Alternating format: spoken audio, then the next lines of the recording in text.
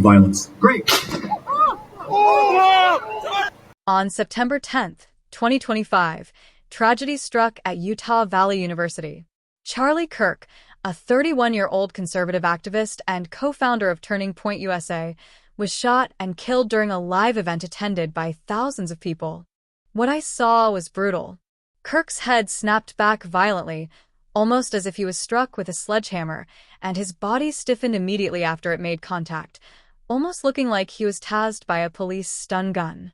From many videos that I've watched related to this tragedy, that kind of reaction points to a high-velocity rifle round, not a handgun.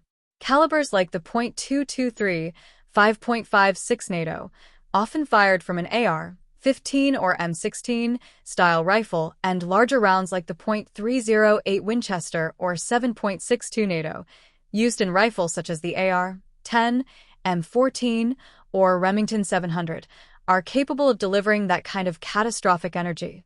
A single shot from such a weapon can make survival impossible, tearing tissue apart and creating a shockwave inside the body.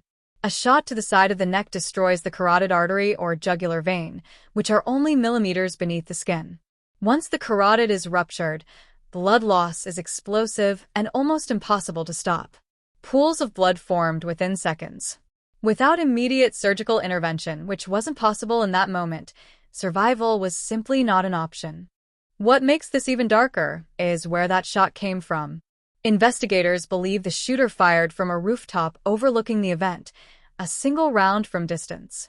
That vantage point explains the precision and the devastating impact. One bullet, one target, and no chance of survival. Right up.